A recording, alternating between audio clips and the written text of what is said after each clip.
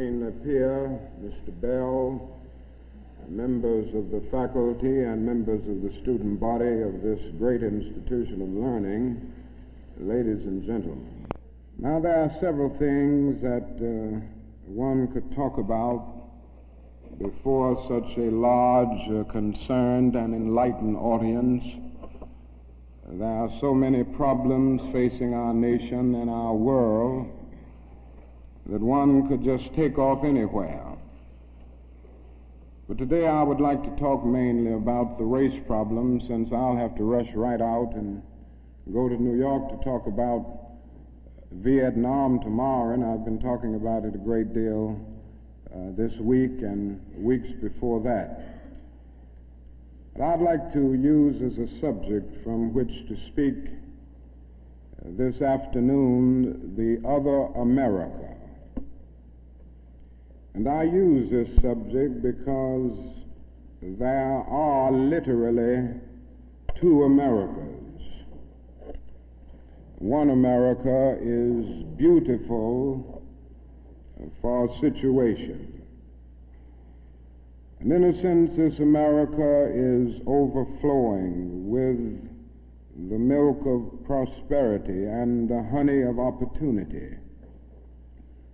This America is the habitat of millions of people who have food and material necessities for their bodies, and culture and education for their minds, and freedom and human dignity for their spirits. In this America, millions of people experience every day the opportunity of having life, liberty, and the pursuit of happiness in all of their dimensions. And in this America, millions of young people grow up in the sunlight of opportunity. But tragically and unfortunately, there is another America. And this other America has a daily ugliness about it that constantly transforms the buoyancy of hope into the fatigue of despair. In this America, millions of work-starved men walk the streets daily in search for jobs that do not exist. In this America, millions of people find themselves living in rat-infested, vermin-filled slums. In this America, people are poor by the millions, and they find themselves perishing on a lonely island of poverty in the midst of a vast ocean of material prosperity. In a sense, the greatest tragedy of this other America is what it does to little children. Little children in this other America are forced to grow up with clouds of inferiority forming every day in their little mental skies.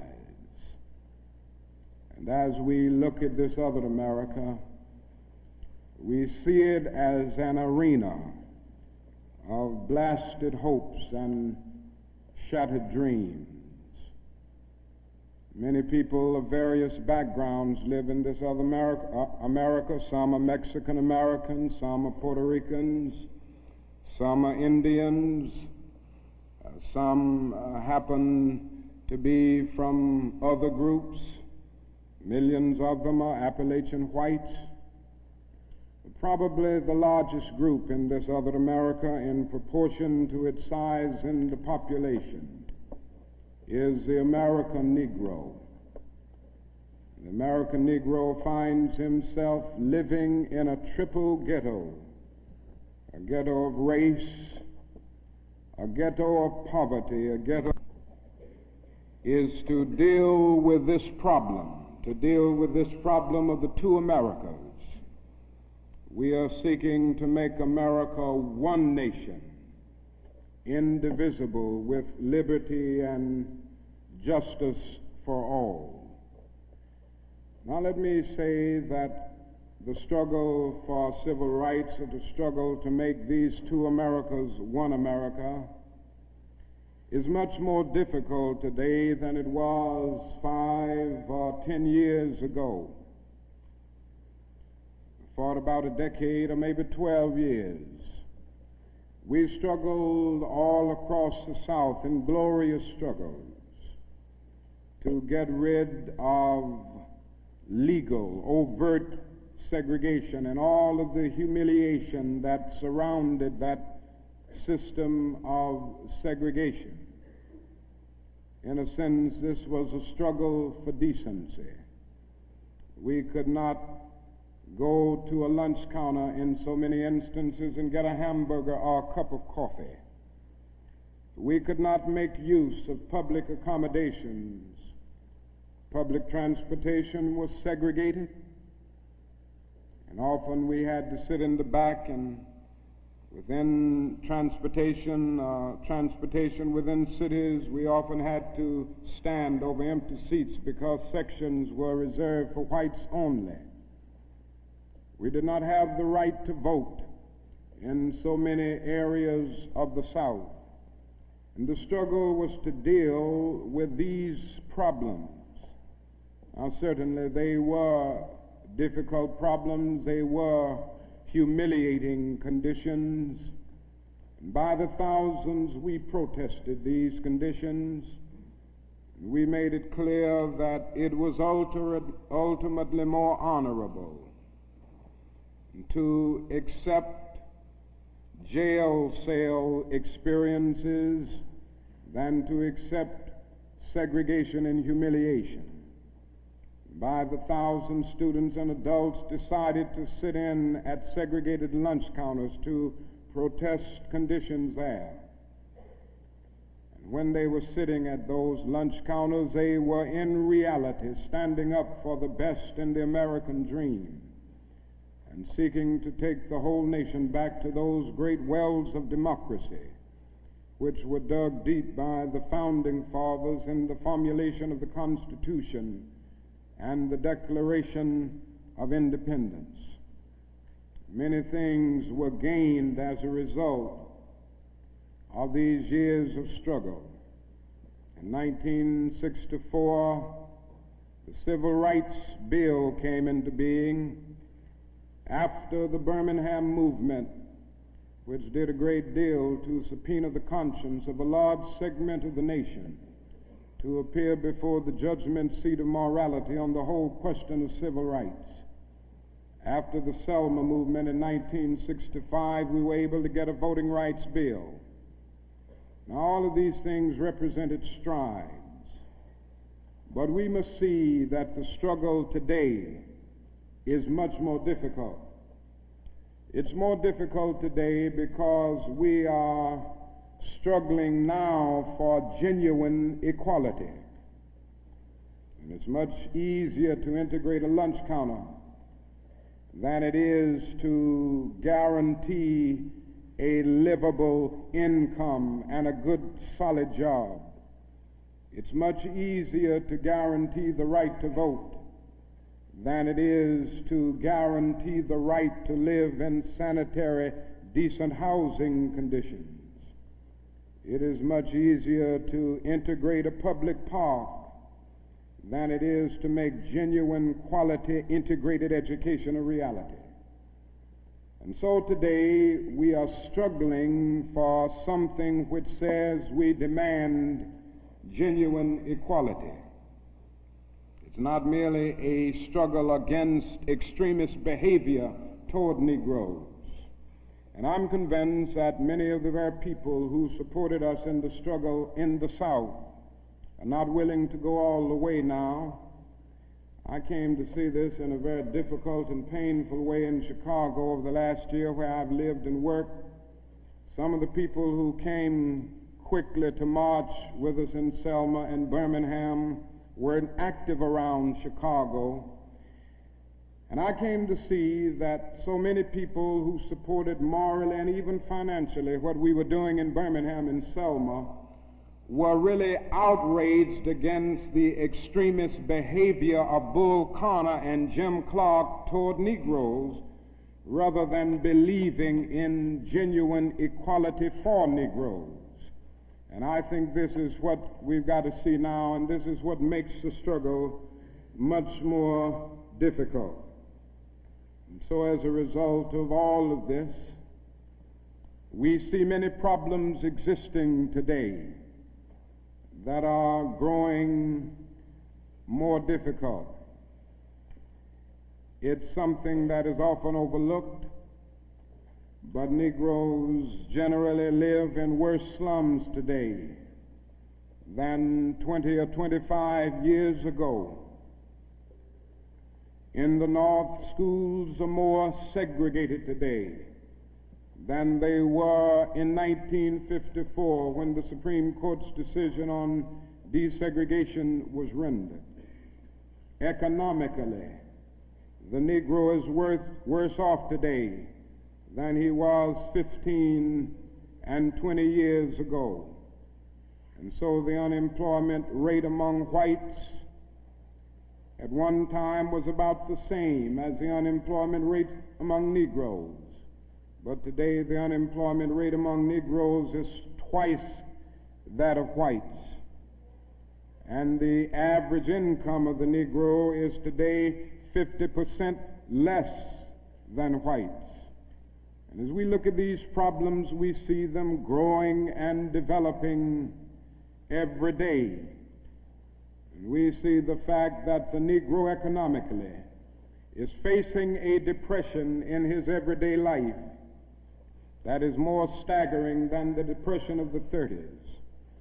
The unemployment rate of the nation as a whole is about 4%. Statistics would say from the Labor Department that among Negroes it's about 8.4%. But these are the persons who are in the labor market, who still go to employment agencies to seek jobs, and so they can be calculated. The statistics can be gotten because they are still somehow in the labor market.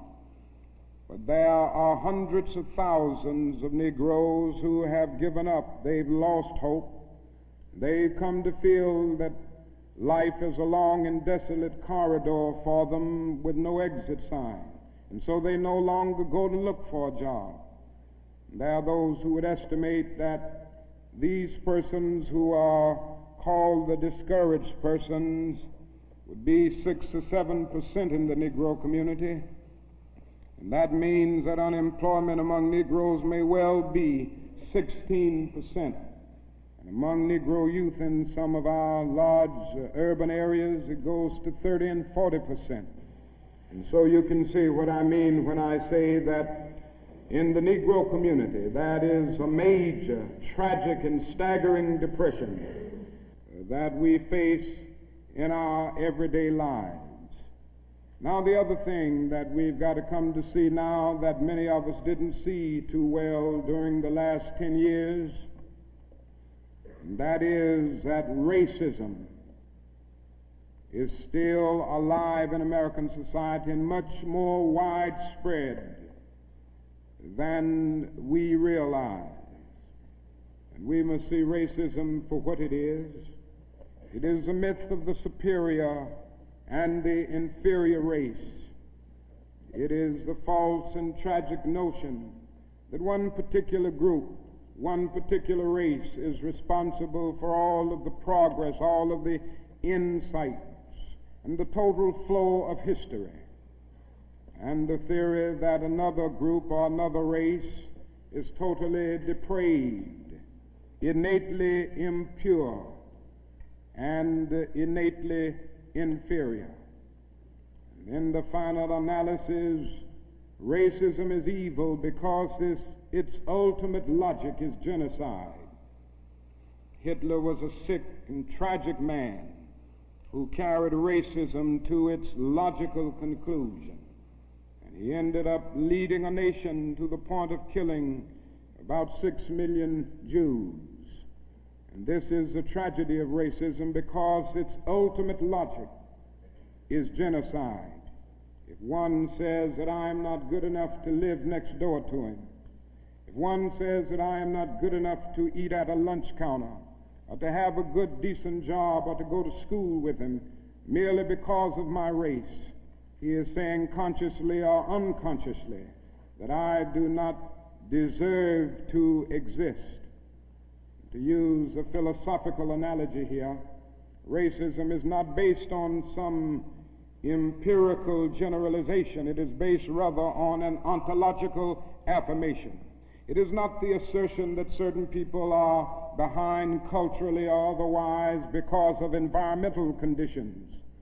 It is the affirmation that the very being of a people is inferior. And this is the great tragedy of it.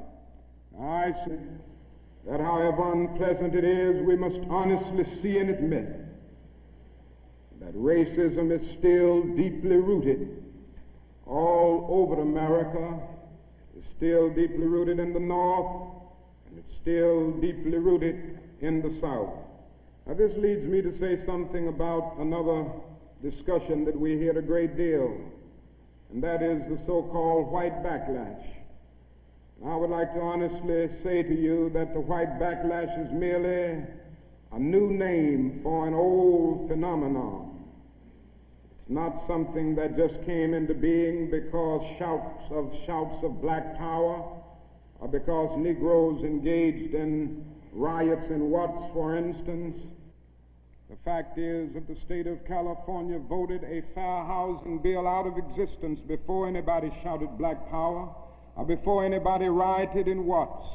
It may well be that shouts of black power and riots in Watts and the Harlems and the other areas are the consequences of the white backlash rather than the cause of them.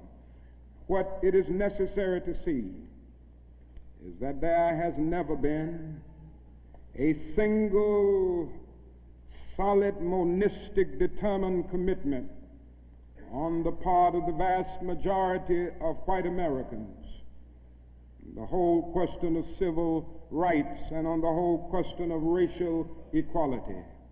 This is something that truth impels all men of goodwill to admit. It is said on the Statue of Liberty that America is the home of exiles. But it doesn't take us long to realize that America has been the home of its white exiles from Europe. But it has not evinced the same kind of maternal care and concern for its black exiles from Africa. And it is no wonder that in one of his sorrow songs, a Negro could sing out, "Sometimes I feel like a motherless child." What great estrangement, what great sense of rejection caused the people to emerge with such a metaphor as they looked over their lives. What I'm trying to get across is that our nation has constantly taken a positive step forward on the question of racial justice and racial equality. But over and over again, at the same time, it made certain backward steps. And this has been the persistence of the so-called white backlash. In 1863, the Negro was freed from the bondage of physical slavery. But at the same time, the nation refused to give him land to make that freedom meaningful. And at that same period, America was giving millions of acres of land in the West and the Midwest, which meant that America was willing to undergird its white peasants from Europe with an economic floor that would make it possible to grow and develop. And refused to give that economic floor to its black peasants, so to speak. And this is why Frederick Douglass could say that emancipation for the Negro was freedom to hunger, freedom to the winds and rains of heaven, freedom without roofs to cover their heads. He went on to say that it was freedom without bread to eat, freedom without land to cultivate. It was freedom and famine at the same time. But it does not stop there. In 1875, the nation passed the Civil Rights Bill and refused to enforce it. In 1964, the nation passed a weaker Civil Rights Bill. And even to this day, that bill has not been totally enforced in all of its dimensions. The nation heralded a new day of concern for the poor, for the poverty-stricken, for the disadvantaged, and brought into being a poverty bill. But at the same time, it put such little money into the program that it was hardly and still remains hardly a good skirmish against poverty.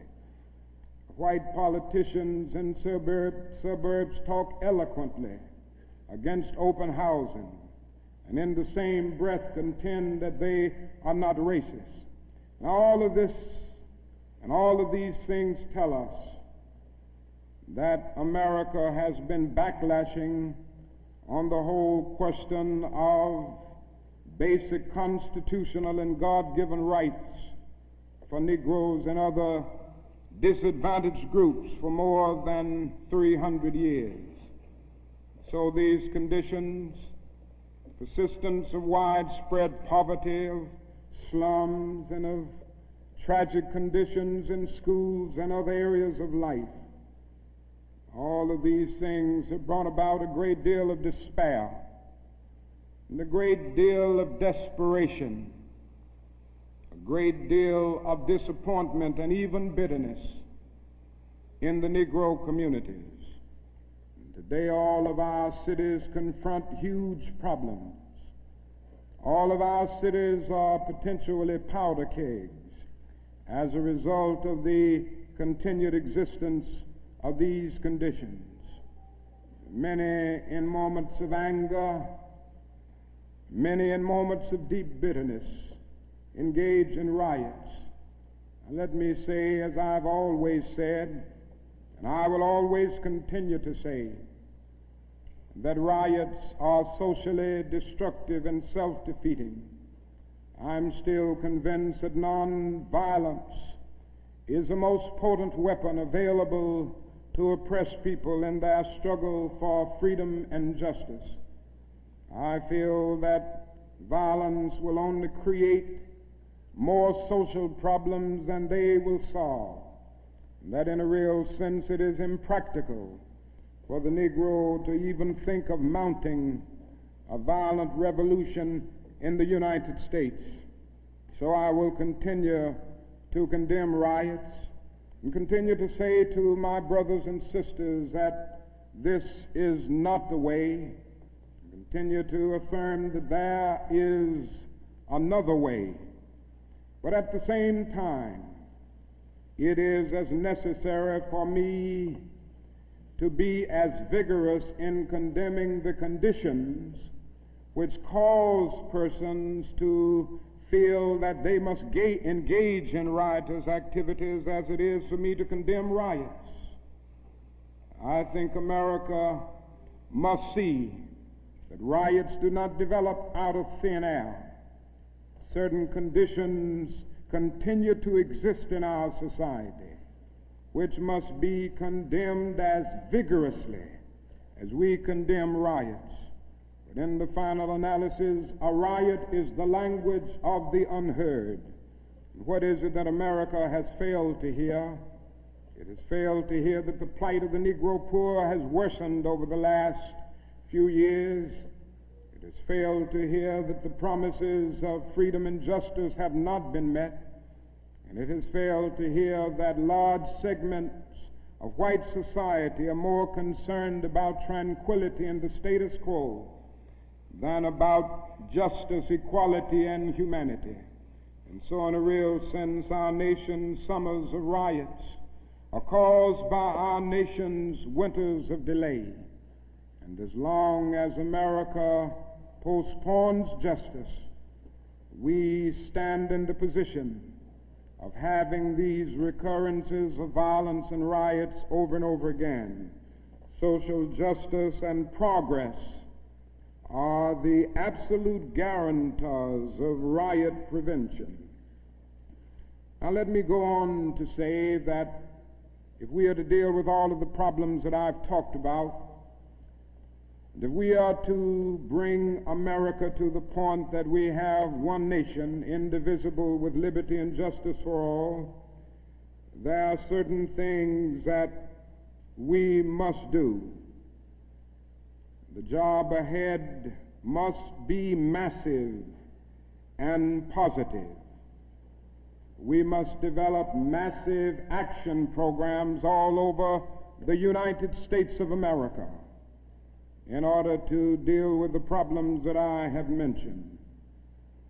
Now, in order to develop these massive action programs, we've got to get rid of one or two false notions that continue to exist in our society. One is the notion that only time can solve the problem of racial injustice. I'm sure you've heard this idea. It is the notion almost that is something in the very flow of time that will miraculously cure all evils.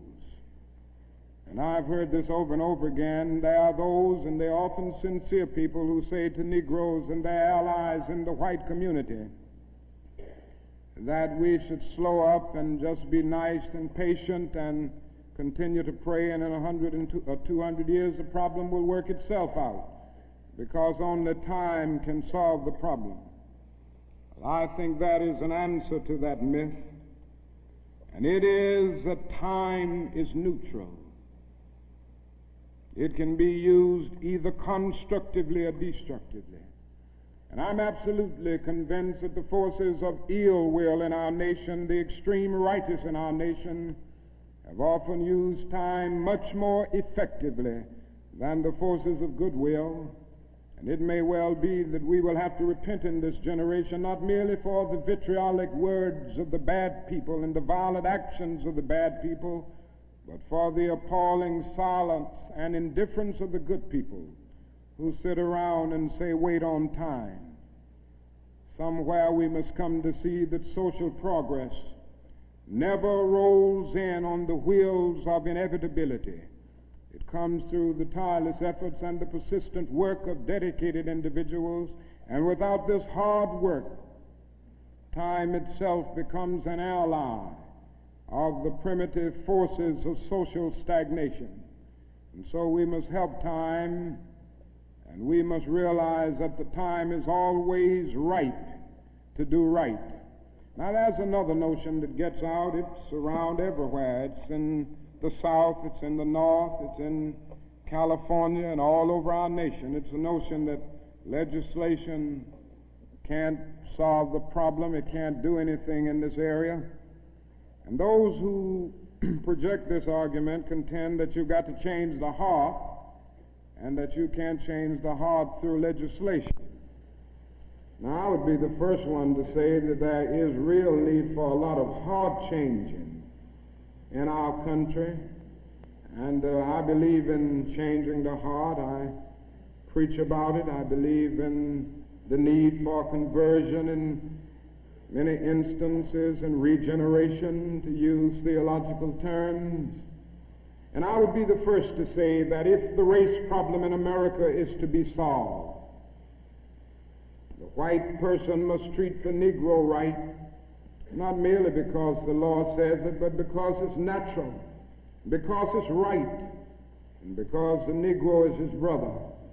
And so I realize that if we are to have a truly integrated society, men and women will have to rise to the majestic heights of being obedient to the unenforceable.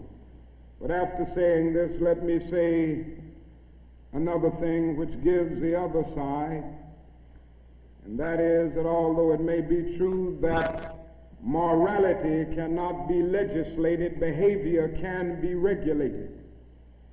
Even though it may be true that the law cannot change the heart, it can restrain the heartless. Even though it may be true that the law cannot make a man love me, it can restrain him from lynching me, and I think that's pretty important also. And so while the law may not change the hearts of men, it can and it does change the habits of men. And when you begin to change the habits of men, pretty soon the attitudes will be changed, pretty soon the hearts will be changed.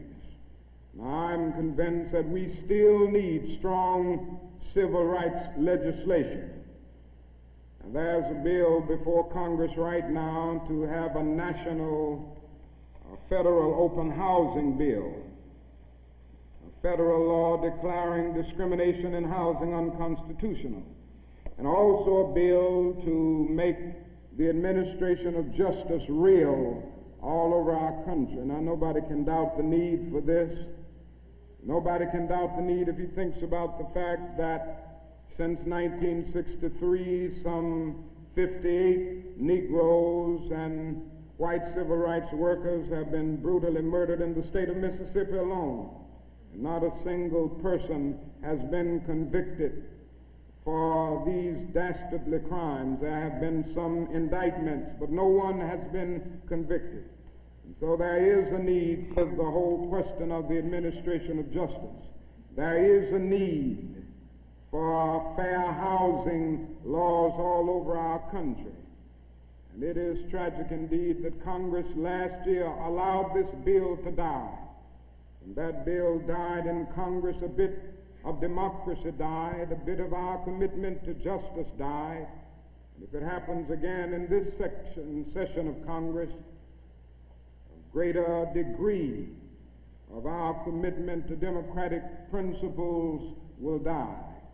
And I can see no more dangerous trend in our country than the constant developing of predominantly Negro central cities ringed by white suburbs. This is only inviting social disaster. And the only way this problem will be solved is by the nation taking a strong stand and by state governments taking a strong stand against housing segregation and against discrimination in all of these areas. Now, there's another thing that I'd like to mention as I talk about the Massive Action Program, and time will not permit me to go into specific programmatic action to any great degree. But it must be realized now that the Negro cannot solve the problems by himself. There again, there are those who always say to Negroes, why don't you do something for yourself? Why don't you lift yourselves by your own bootstraps? And we hear this over and over again. Now, certainly, there are many things that we must do for ourselves and that only we can do for ourselves.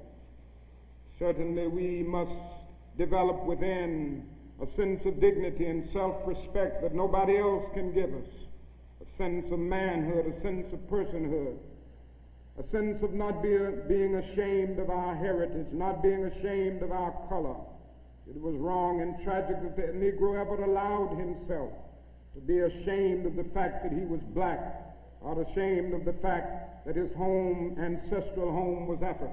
And so there's a great deal that the Negro can do to develop self-respect. There's a great deal that the Negro must do and can do to amass political and economic power within his own community and by using his own resources. And so we must do certain things for ourselves, but this must not negate the fact and cause the nation to overlook the fact that the Negro cannot solve the problem himself. A man was on the plane with me some weeks ago, and he came and talked with me, and he said, the problem, Dr. King, that I see with what you all are doing is that every time I see you and other Negroes, you are protesting, and you aren't doing anything for yourselves. And he went on to tell me that he was very poor at one time, and he was able to make it by doing something for himself. Why don't you teach your people, he said, to lift themselves by their own bootstraps. And then he went on to say other groups face disadvantages, the Irish, the Italians, and he went down the line. And I said to him that it does not help the Negro, it only deepens his frustration for unfeeling and sensitive people to say to him that other ethnic groups who migrated were immigrants to this country just 100 years ago or so have gotten beyond him, and he came here some 344 years ago.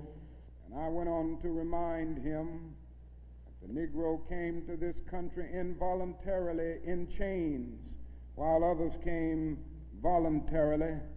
I went on to remind him that no other racial group has been a slave on American soil. I went on to remind him that the other problem that we have faced over the years is that the society placed a stigma on the color of the Negro, on the color of his skin, because he was black. Doors were closed to him that were not closed to other groups. And I'm to say to people that you ought to lift yourself by your own bootstraps, but it is a cruel jest to say to a bootless man that he ought to lift himself by his own bootstraps. The fact is that millions of Negroes, as a result of centuries of denial and neglect, have been left bootless, and they find themselves impoverished aliens in this affluent society. And that is a great deal that the society can and must do if the Negro is to gain the economic security that he needs. Now, one of the answers, it seems to me, is a guaranteed annual income, a guaranteed minimum income for all people and for all families of our country. It seems to me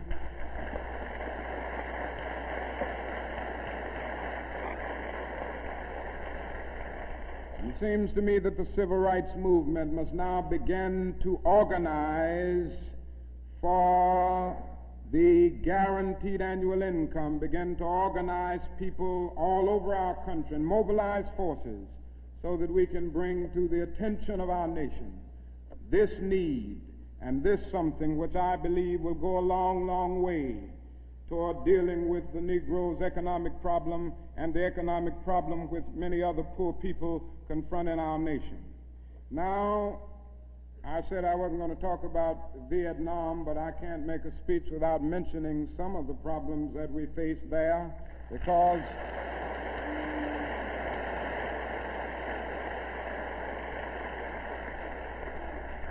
I think this war has diverted attention from civil rights. It has strengthened the forces of reaction in our country and has brought to the forefront the military-industrial complex that even President Eisenhower warned us against at one time. And above all, it is destroying human lives. It's destroying the lives of thousands of the young, promising men of our nation, destroying the lives of little boys and little girls in Vietnam. But one of the greatest things that this war is doing to us in civil rights is that it is allowing the great society to be shot down on the battlefields of Vietnam every day. And I submit this afternoon that we can end poverty in the United States.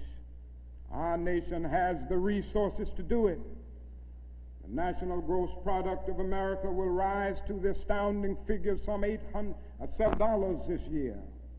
We have the resources. The question is whether the nation has the will.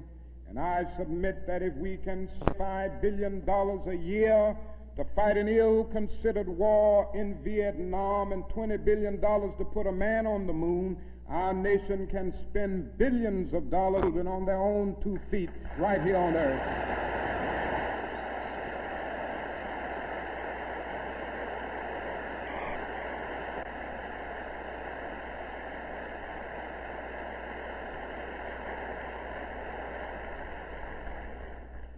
Let me say another thing that's more in the realm of the spirit, I guess.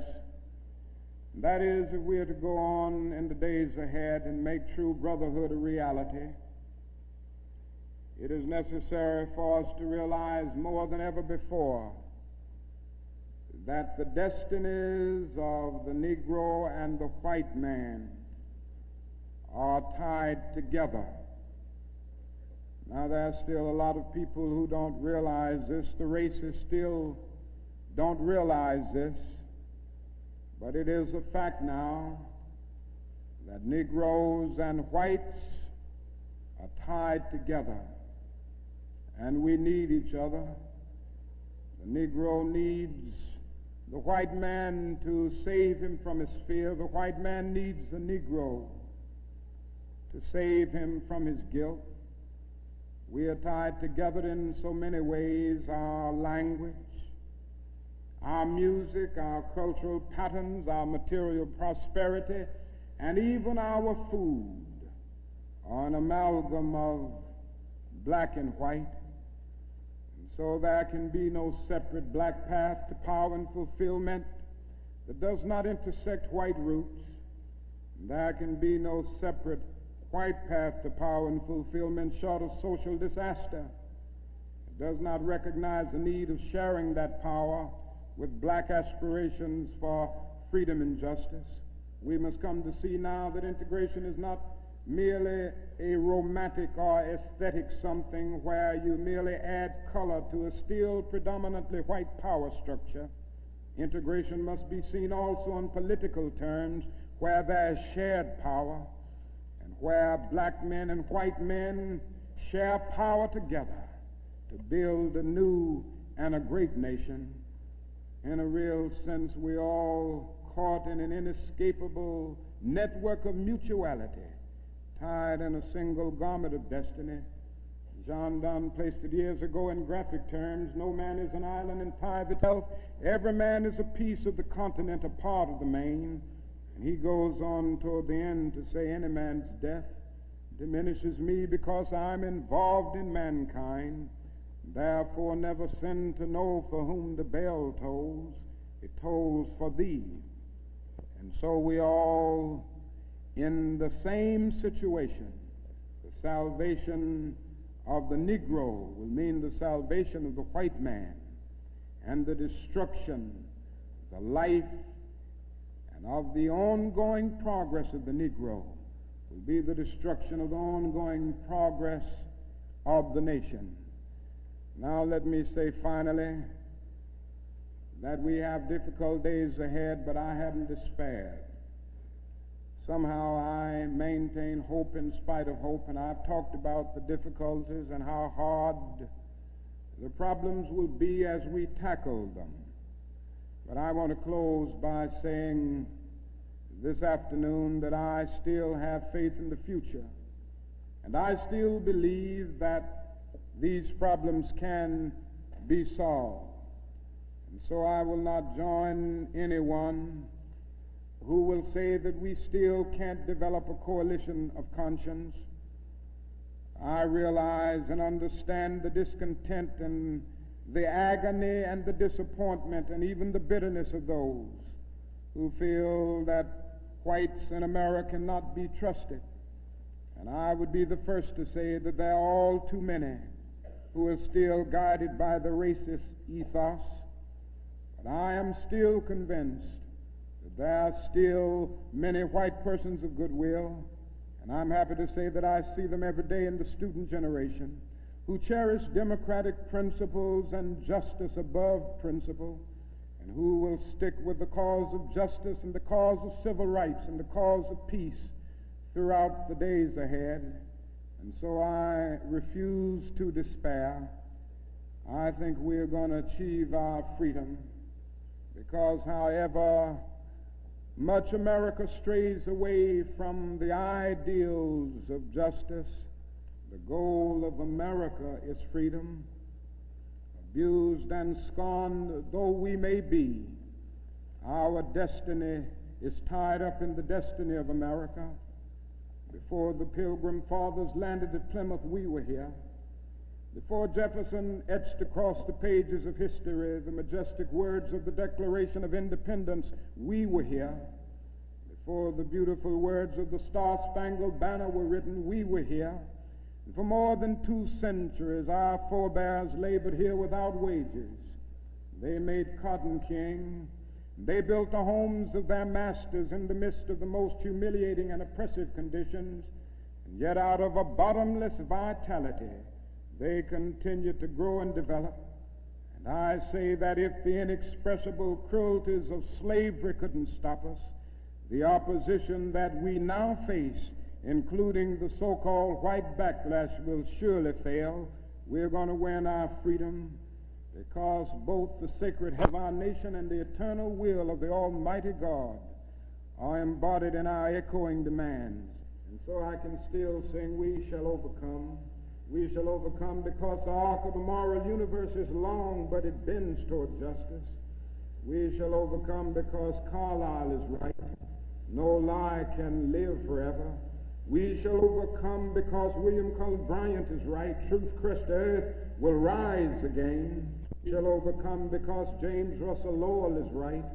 Truth forever on the scaffold, wrong forever on the throne. Yet that scaffold sways the future. With faith, we will be able to hew out of the mounting of despair a stone of hope. With this faith, we will be able to transform the jangling discords of our nation into a beautiful symphony of brotherhood. With this faith, we will be able to speed up the day when all of God's children, black men and white men, Jews and Gentiles, Protestants and Catholics, will be able to join hands and live together as brothers and sisters all over this great nation. That will be a great day. That will be a great tomorrow. In the word, to speak symbolically, that will be the day when the morning stars will sing together and the sons of God will shout for joy. Thank you.